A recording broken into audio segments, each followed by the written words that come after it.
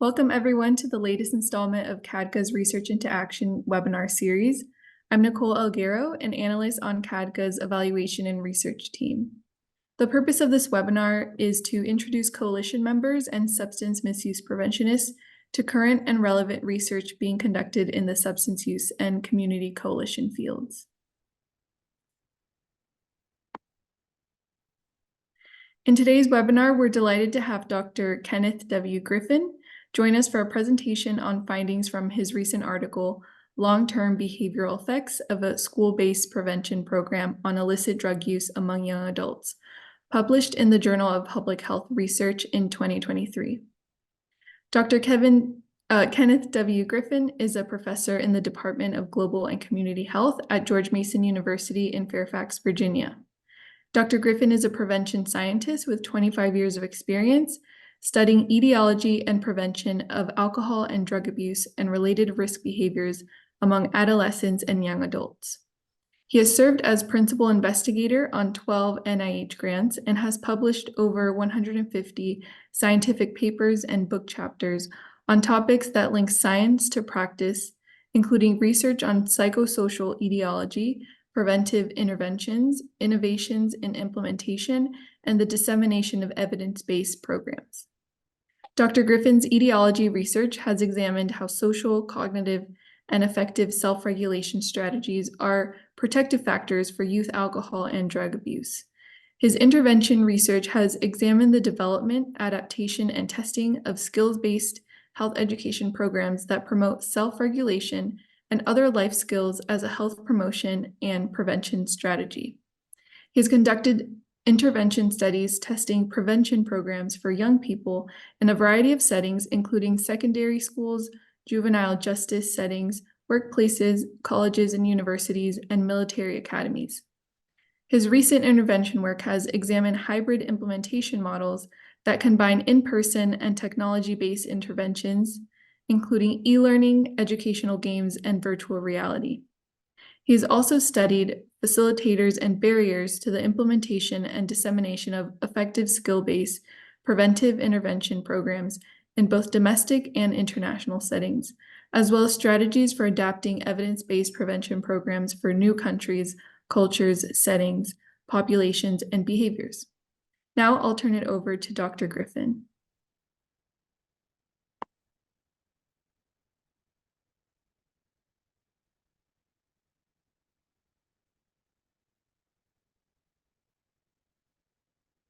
Hello, everyone. Welcome.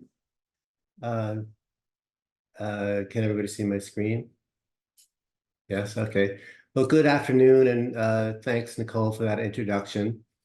Today, I'll be talking about the long-term effects of a school-based drug prevention program on illicit drug use among young adults.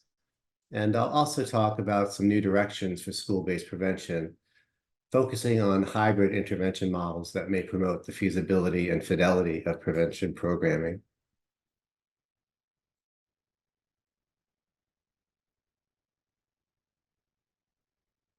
So drug and alcohol abuse are significant public health challenges here and around the world. Research shows that in the US, over 90% of adults who meet clinical criteria for addiction started using substances before the age of 18. We also know that substance use rates increase rapidly during the teenage years and peak in the early 20s.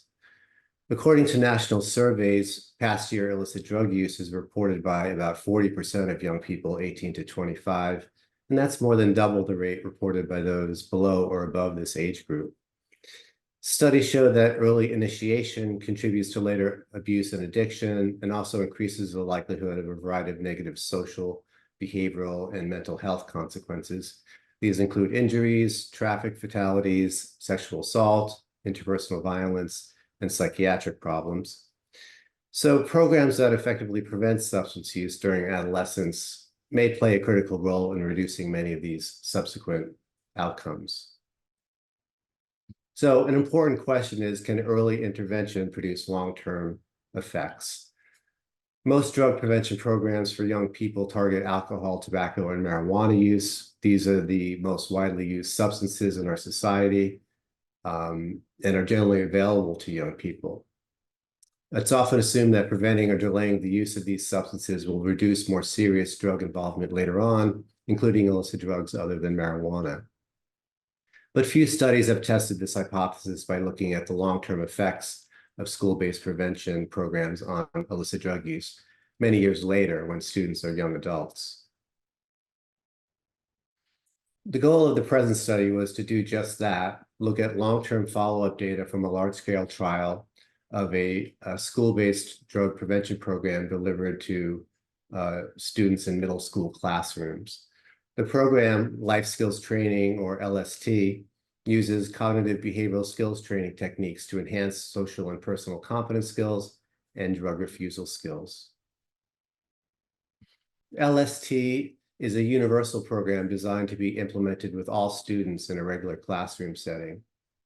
There are different versions of the program for elementary, middle, high school, and college students.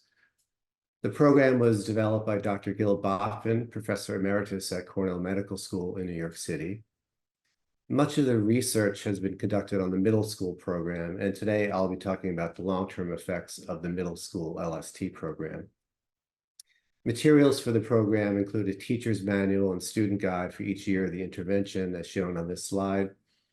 The teacher's manual contains detailed lesson plans that provide developmentally appropriate content and activities for each class session. The student guides contain content and activities related to class sessions, as well as behavioral homework assignments, and it's designed to be used in and out of class to reinforce material covered in the program.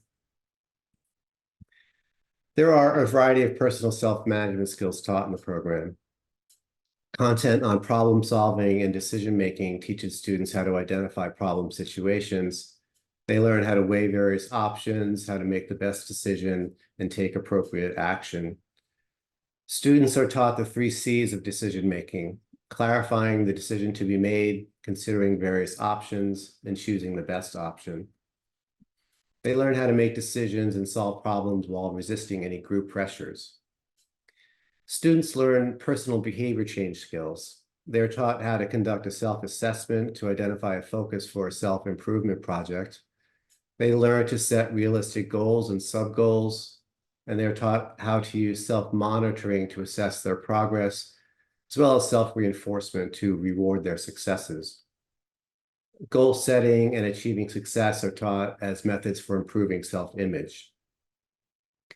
Students also learn skills for coping with stress and anxiety. They learn what these feelings are, the common situations that cause them, and how to recognize their physical effects. They're taught a set of relaxation skills.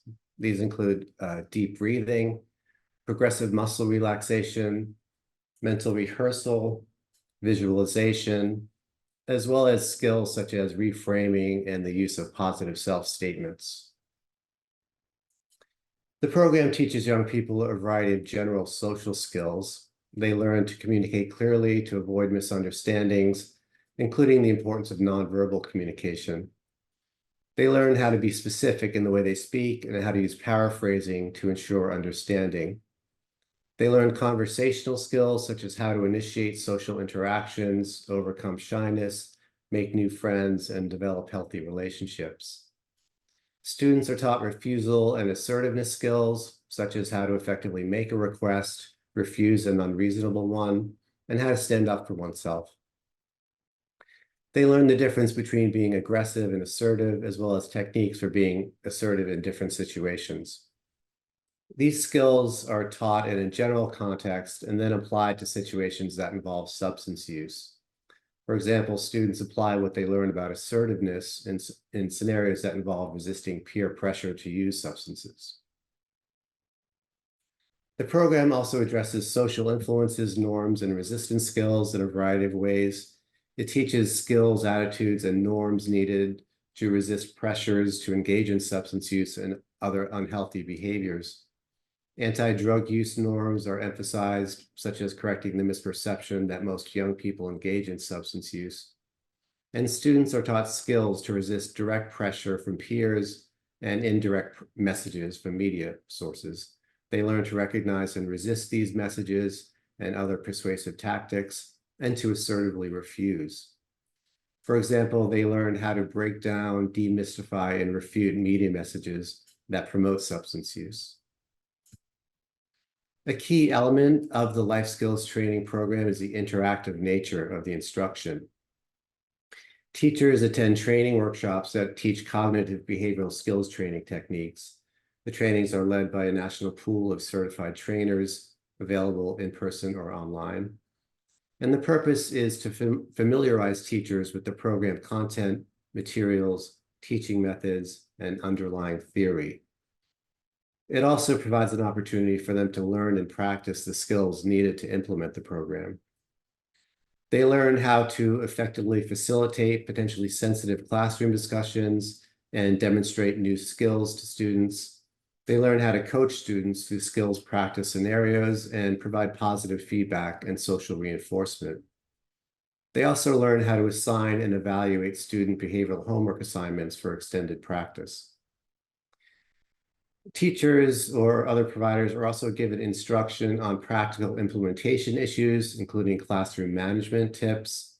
They learn how to establish ground rules for the classroom sessions, such as ensuring that all students have the opportunity to participate and making sure that everyone's contributions are respected. Now, before I get into the young adult follow-up results, let me briefly review the body of evidence supporting the life skills training program. The effectiveness of LST has been shown in over 35 studies and 18 cohorts of students in studies published in peer-reviewed journals. The studies include both efficacy and effectiveness trials and show short and long-term effects of the program on substance use. All studies have examined outcomes among students who received LST relative to control group students who received standard health education. So as you can see on this slide, the program has shown consistent effects and has produced substantial reductions in terms of student tobacco, alcohol, marijuana, polydrug use, defined as the concurrent use of alcohol, tobacco, and marijuana, and methamphetamine use. The program has also been found to reduce various forms of violence and delinquency in intervention students relative to controls, including physical and verbal aggression, as well as delinquency and fighting behaviors.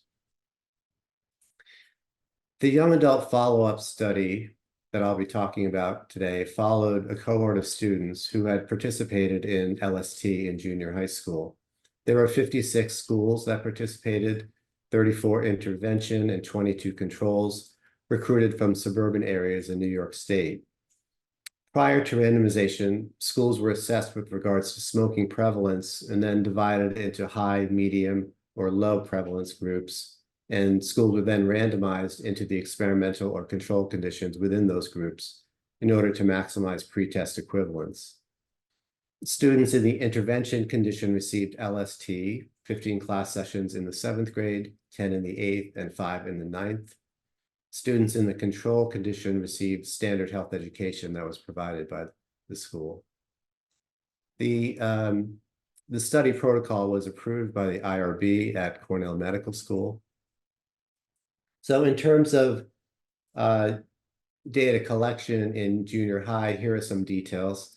Opt-out parental consent was used. A letter and consent form was sent home, and parents who did not want their child to participate could return the form. One class period was allocated for data collection using paper and pencil surveys. Students were told not to put their names on surveys. Instead, a unique ID code was used to link surveys from the same individuals over time. Breath or saliva samples were collected from students to assess cotinine, a biomarker for cigarette smoking, and this has been shown to enhance the validity of self-reported substance use. The list linking ID codes and student names was kept in a locked file cabinet and was destroyed after data from all time points was collected.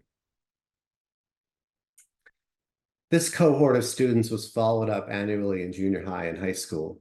In 3 previous publications, intervention effects were examined at the end of junior high and high school.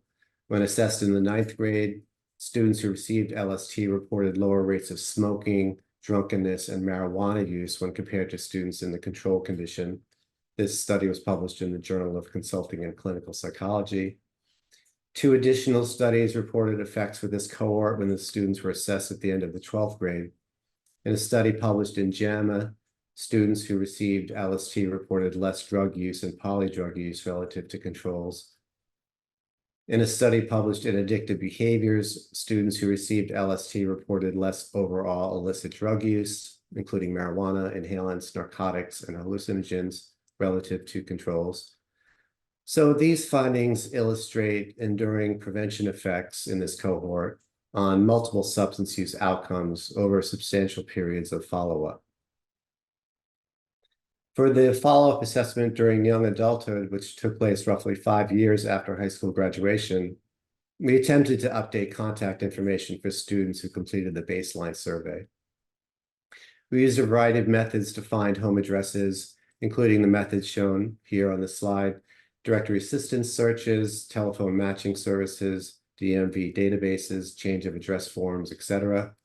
And we confirmed current home address for 83% of the original sample. Follow-up surveys were mailed to these participants, and they were offered a $20 incentive to complete the survey and mail it back, and about 44% of the mailed packets were returned. This slide shows the measures used in the young adult follow-up analysis.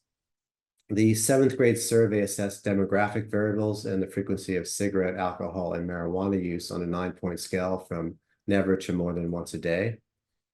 The young adult follow-up survey assessed demographic variables and the frequency of several illicit substances, which were grouped into non-medical pill use, lifetime use of amphetamines, barbiturates, quaaludes, or tranquilizers, or overall illicit drug use, which was the lifetime use of those substances plus marijuana, inhalants, narcotics, LSD, PCP, or MDMA. This table shows the demographic characteristics of the young adult follow-up sample. What's important to note here is that as young adults, there were no differences across condition in terms of demographics, living arrangements, college graduation, or income levels. And furthermore, there were no pretest differences in terms of baseline substance use, nor in terms of academic grades received in the 7th grade. So pretest equivalence demonstrates that the intervention and control groups were similar in terms of the relevant characteristics and outcomes. The overall retention rate of participants from the previous assessment was 56% and was similar across conditions. Those who reported substance use at baseline were more likely to drop out of the study relative to those who did not, and males and minorities dropped out of the study at a higher rate as well. This suggests that the findings may not be generalizable to those at highest risk. This is a common limitation in long-term follow-up studies because it's difficult to retain the highest risk individuals over time. However, most importantly, there was no differential attrition across condition according to pretest substance use or demographic variables. The rate of attrition of substance users, males, and minorities did not differ across experimental conditions. This means that the internal validity of the study was high, and we can draw accurate conclusions about the effectiveness of the program. To examine intervention effects, generalized estimating equation analyses were used to control for potential school clustering. Students in the same school may be influenced by each other and other common factors. Demographic covariates included in the model were gender, minority status, academic grades in the 7th grade, and college graduation rates and incomes at the follow-up assessment. A pretest measure of lifetime marijuana use was included as a covariate to enhance analytic precision for estimating intervention effects on illicit drug use in young adulthood. This slide shows the intervention effects at the young adult follow-up assessment. So the substance use outcomes are shown on the left. The first column of numbers shows the proportion of lifetime users for each substance use outcome for the intervention group. The second column shows the proportion of lifetime users in the control group. The intervention condition was coded as 1 and control as 0. So the odds ratios show a protective effect of the intervention. All confidence intervals did not include 1, and all effects were statistically significant. So as young adults, the intervention had a significant impact on marijuana use, marijuana intoxication, non-medical pill use, and overall illicit drug use. For example, 63.4% of the intervention group reported lifetime illicit drug use at the young adult follow-up, compared to 69.3% of the control group. So this represents a roughly 8.5% decrease. In other words, the intervention group proportion of 63.4 is 8.5% lower than the control group proportion of 69.3. This corresponding percent reductions in marijuana use was about 8.5%. For marijuana intoxication was about 5%, for non-medical pill use was about 22%. So these intervention effects are notable, particularly when you consider that this was about a decade after the end of the intervention. So the present study examined long-term follow-up data from a large randomized controlled trial of a school-based prevention program delivered to students in junior high school. Among young adults assessed 13 years after the initial pretest, students who received the prevention program, life skills training, during junior high were significantly less likely to report overall illicit drug use as young adults when compared to control group participants. Lifetime marijuana use and intoxication, as well as non-medical pill use, were also lower in the intervention group when compared to controls. And so these findings support the hypothesis that comprehensive universal school-based prevention programs can produce long-term effects on illicit drug use behavior. The findings are important because they provide evidence that early prevention programming can have long-term effects on the overall use of illicit substance use many years later. So findings such as these are part of a growing body of evidence of long-term effects, which can help build a strong rationale for continued investment of limited time and resources into school-based prevention. The findings show that the initial effects of the intervention, which targeted alcohol, tobacco, and marijuana use, can generalize to a broad range of illicit drugs that were not specifically addressed in the prevention program. Future research is needed to explore how the intervention effects can generalize to different outcomes not specifically addressed. It may be the fact that delaying alcohol, tobacco, and marijuana use prevents further drug experimentation, or it may be that broad-based skills training is important for increasing overall resilience, or it may be a combination of these or other factors. But it certainly would be interesting to see the extent to which this type of intervention approach may affect related mental and behavioral health outcomes, and the duration of these effects through adolescence and adulthood. There are several strengths and limitations of this study. Strengths are that this was a rigorous randomized controlled research design that used standardized protocols for recruiting schools and tracking participants. Data were collected with confidential, standardized self-report surveys and measures with established psychometric properties. The intervention was theory-based, drawing from social cognitive and problem behavior theories. Limitations include the difficulty in generalizing the findings to highest risk individuals since they were less likely to participate in the young adult survey. Also, the study is limited by the moderate rate of participation during young adulthood and the possible underreporting of sensitive behaviors.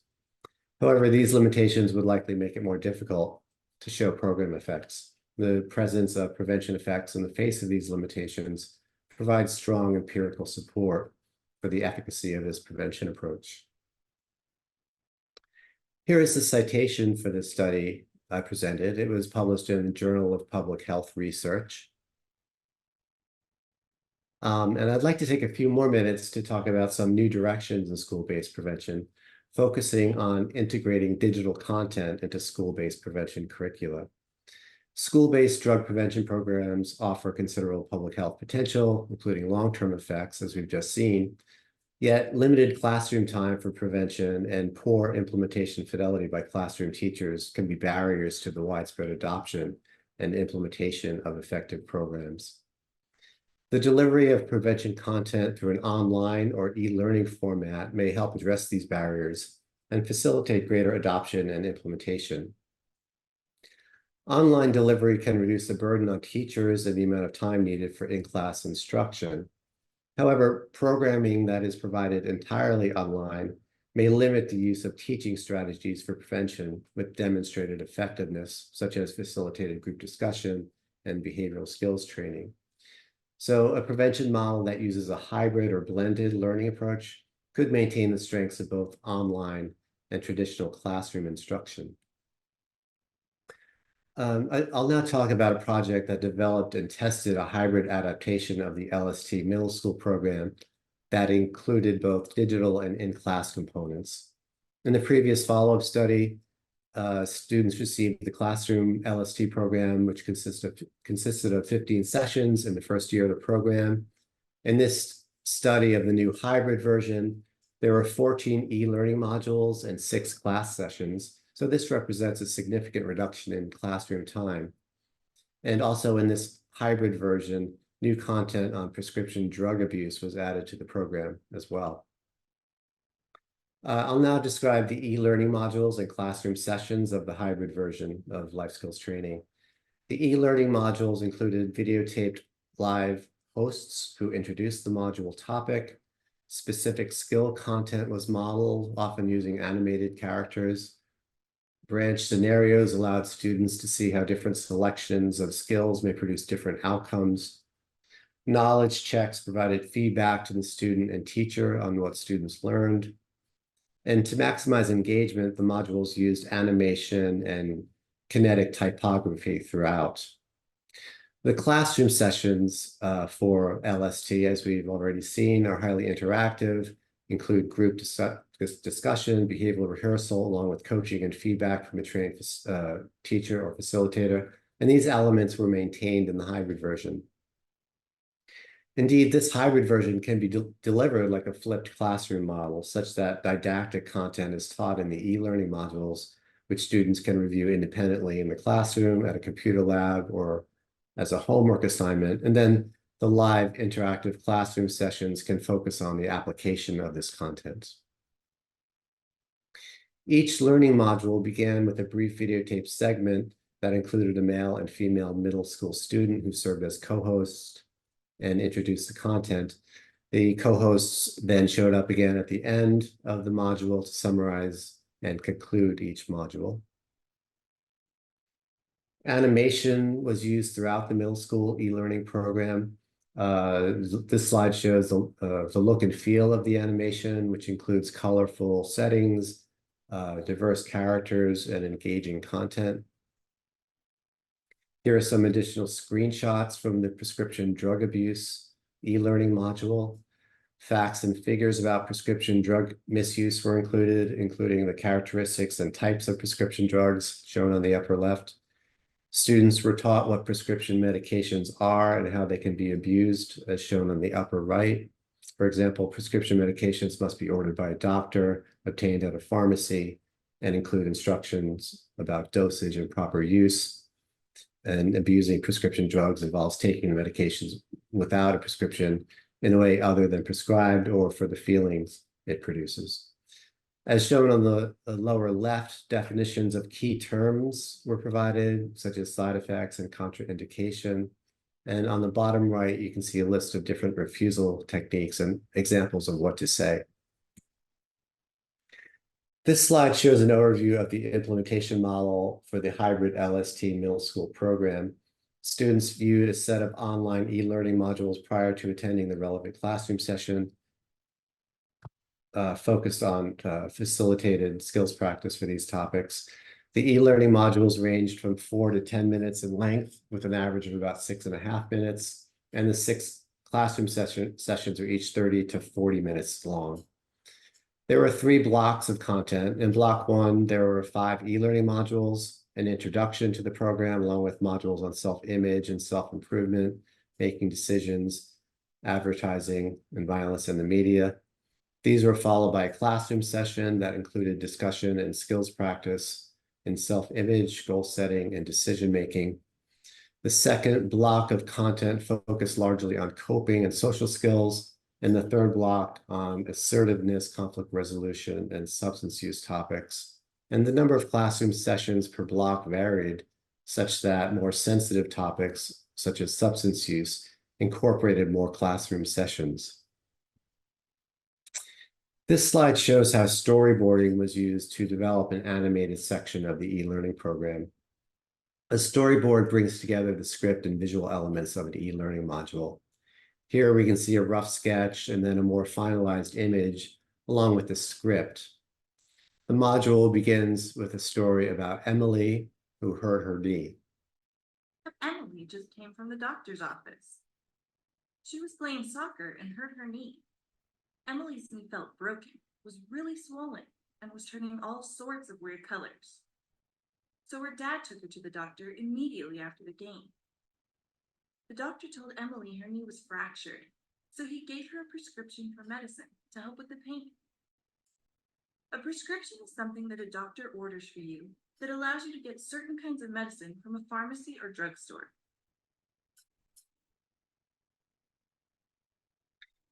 The story went on to discuss the effects of pain relievers as well as sedatives and stimulants. It explained why it's important not to share prescription medications. It described why a doctor must monitor you when you take prescription medications.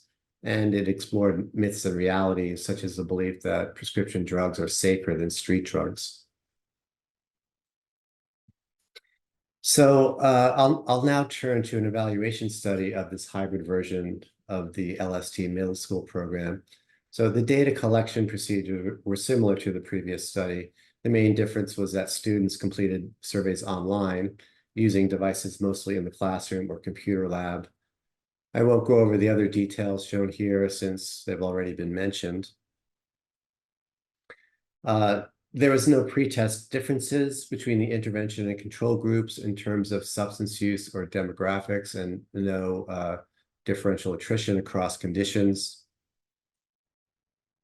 And for the outcome analyses, a series of GLM models were conducted to examine the impact of the intervention on the post-test outcomes, controlling for the pretest score of the outcome, race, ethnicity, and gender. I think there was a missing slide there. There were 23 schools that participated in this program, and they were recruited from throughout the United States. If you have any additional questions about the sample, please refer to the citation that I provide. Sorry about that. I think somehow a slide was missed. So in terms of the outcome analyses, GLM models were conducted to examine the impact of the intervention on the post-test outcomes, controlling for the pretest score of the outcome, race, ethnicity, and gender. Robust estimators were specified for the GLM analyses, which relax strict assumptions about the distribution of the dependent variable. Additional mixed model analyses were conducted that controlled for school clustering effects. And this slide shows the means across condition. There were significant effects for all of the outcomes using the GLM approach. As shown here on the left-hand part of the slide, for example, the mean cigarette smoking score was lower in the intervention group compared to the control group, and similar findings were found for the other outcomes: e-cigarette use, alcohol use, drunkenness, marijuana use, and prescription drug misuse. In the mixed model analyses shown here on the right, intervention effects were observed for cigarette smoking, e-cigarette use, and drunkenness. There were additional program effects on several health knowledge, and skills behavior outcomes as shown here. For example, students who received the hybrid LST program reported better overall life skills compared to control group participants, including decision-making, relaxation, communication, social skills, assertiveness, and conflict resolution skills. So in this study, the LSD program was reconfigured from a 15-session classroom-only program into a hybrid digital intervention consisting of 14 brief e-learning modules and 6 in-person class sessions. Students exposed to the hybrid program reported significantly less substance use than students in the control group at the post-test, as well as improvements in knowledge and skill outcomes. So this hybrid digital approach offers the potential for delivering program content in a time-efficient and standardized manner, while reserving class time for in-person interactive activities such as small group discussion and skills practice. This hybrid approach maintains teacher presence and helps create an interactive atmosphere conducive to learning, which is often a concern that impedes the adoption of entirely remote e-learning programs. Hybrid approaches such as these may also facilitate increased adoption and implementation fidelity of evidence-based prevention programs, along with a correspondingly greater public health benefit. For more information, this is the citation to the study, which was published in Frontiers in Digital Health. And for more information, you can go to the Life Skills Training website. And I'd like to extend a warm thanks to my collaborators, in particular, Drs. Bachman, Williams, and Shire. And the Life Skills Training program is marketed by National Health Promotion Associates, and I'm a consultant to NHPA. Yeah, thank you.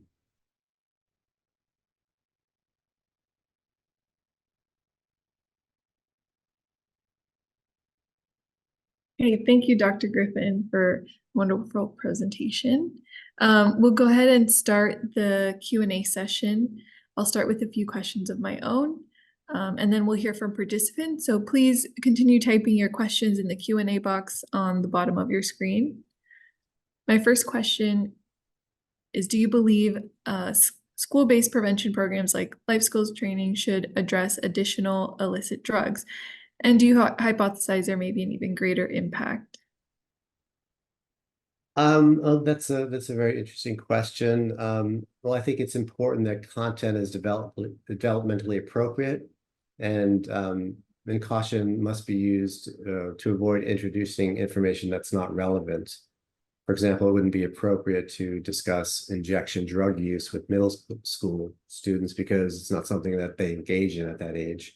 However, as we saw in the second part of my presentation, LST has added content on prescription drug misuse in developmentally appropriate ways, including a description of prescription drugs, definitions of abuse, key terms, along with some of the negative consequences of prescription drug misuse.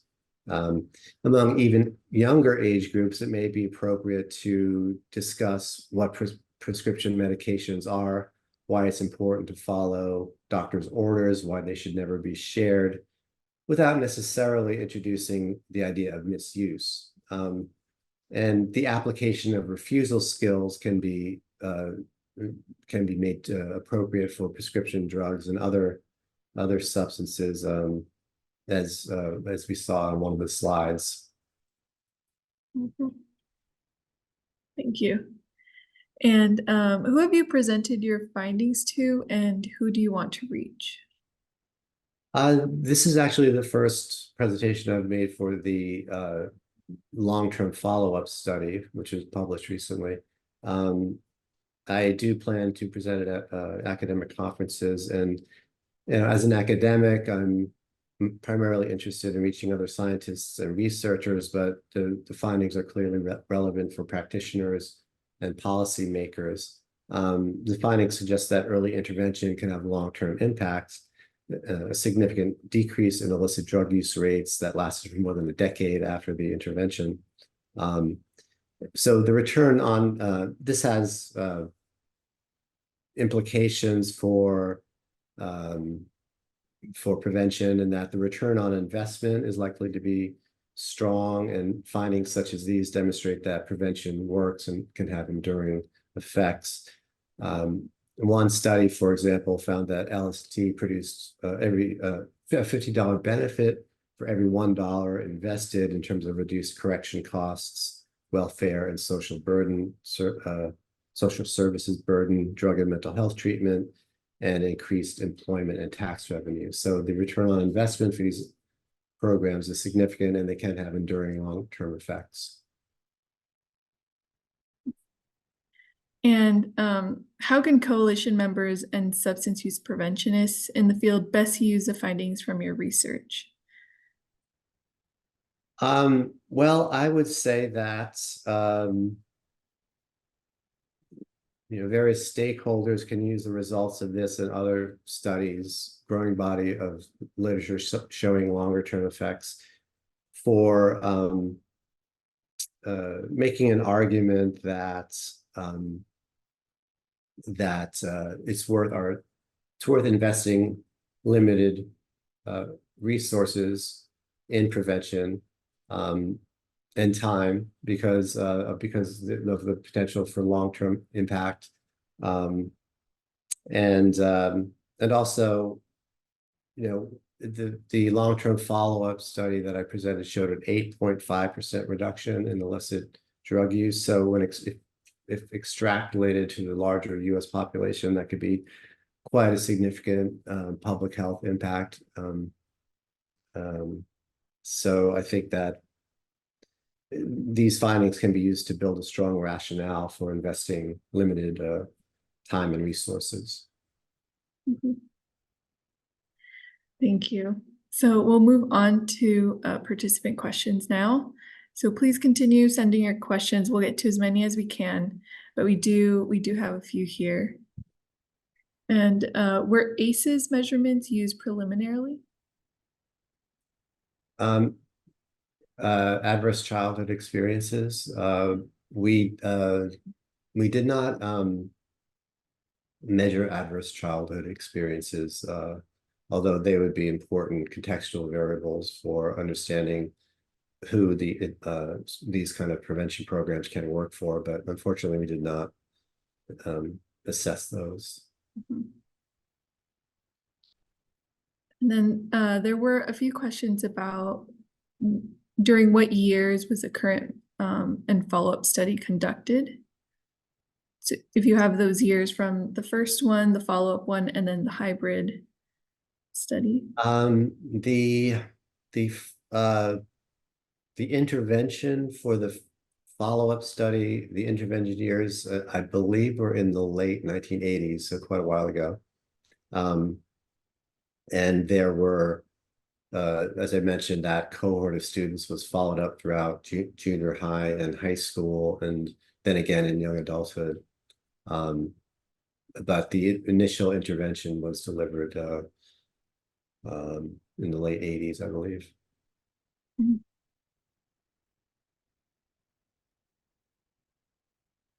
Someone actually asked in the middle of your presentation, how have societal changes impacted these intervention designs over time? So they mentioned much of the data is pre-iPhone, and so what changes have been made to the intervention since data was assessed, and what assessments have been done in the past 3 to 5 years? So I know you touched on that. Is there anything you would like to add? Well, I missed the. Can you repeat just the first part of that? Sure. How have societal changes impacted these intervention designs over time? Okay. Well, with regards to technology, as I presented in the second half of the presentation, we've incorporated digital content into the LST program because it's more engaging to young people, and it's also a way to reach more people potentially, and we've in addition to incorporating e-learning modules, the research team has investigated the use of educational video games to supplement classroom-based prevention. We recently published a study showing that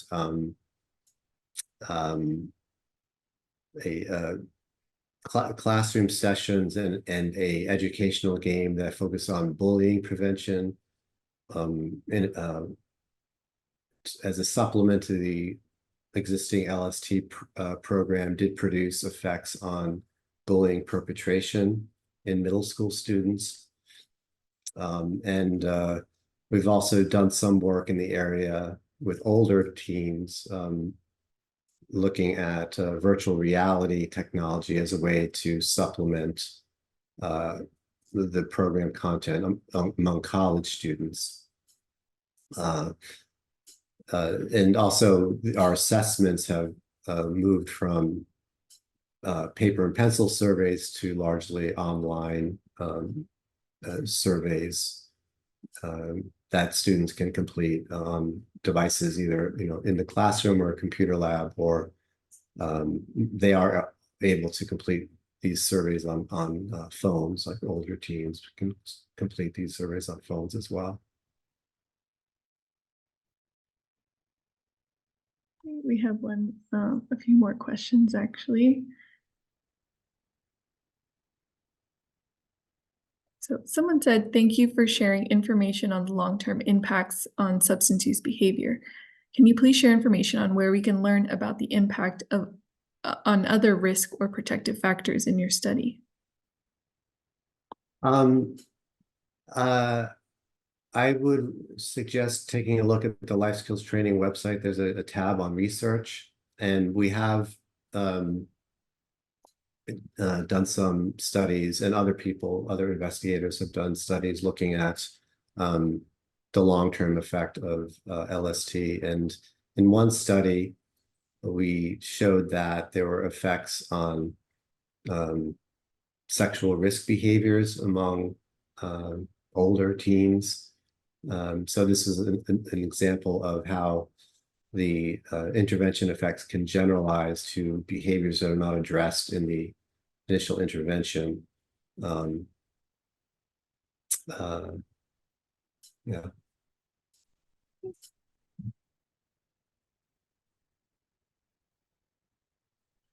Is a prescription medication misuse model created by Botbins and therefore evidence-based, or something added by creators from another source? The middle school hybrid program was developed by Dr. Boffin. We applied for funding to develop and adapt the program for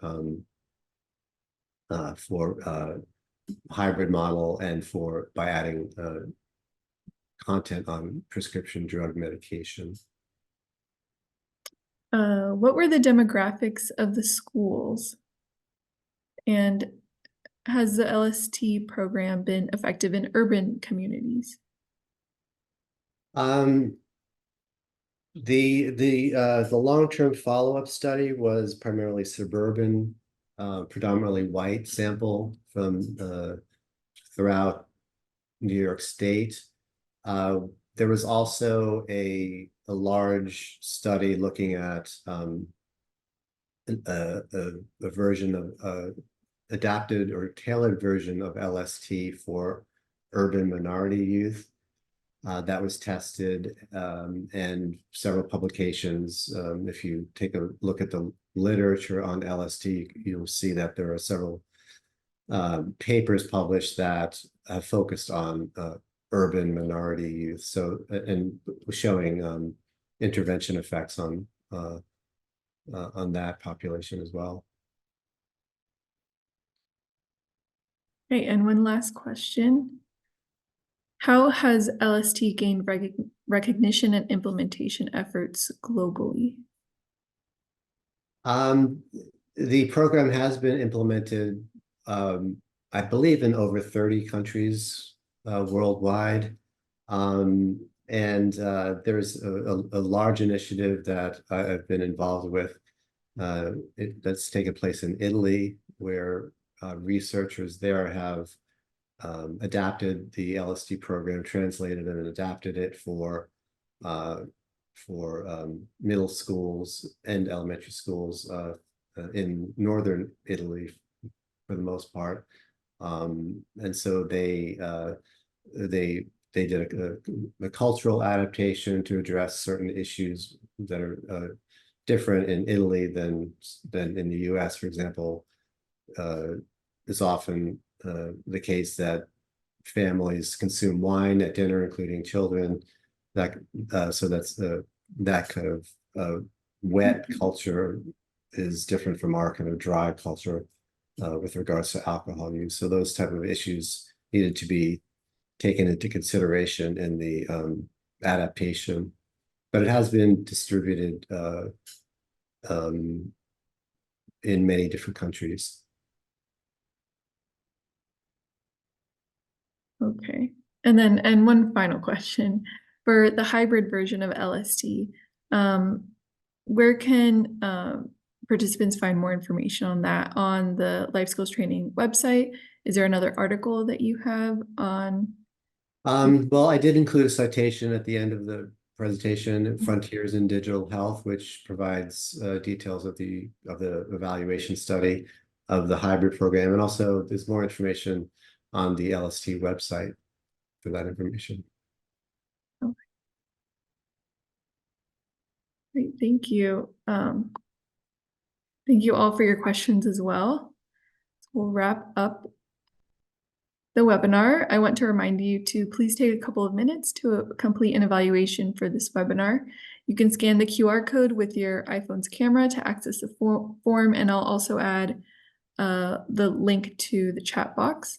You'll receive a letter of participation if you complete the evaluation. You can download it from the thank you page at the end of the survey. As I mentioned earlier, I'll send a follow-up email with a link to the presentation recording on our website and the evaluation. Also, please mark your calendars for the next Research into Action webinar, scheduled for April 24th at 11 a.m. We'll have the registration link available in March. You can email me for that and we'll start promoting it in April. And then finally, wanted to share that the annual survey of coalitions for 2024 is open. The information you provide will play a critical role in shaping future strategies.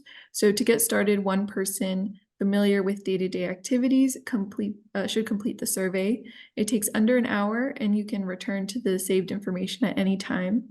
So please email survey@cadgood.org to receive your coalition's personalized link.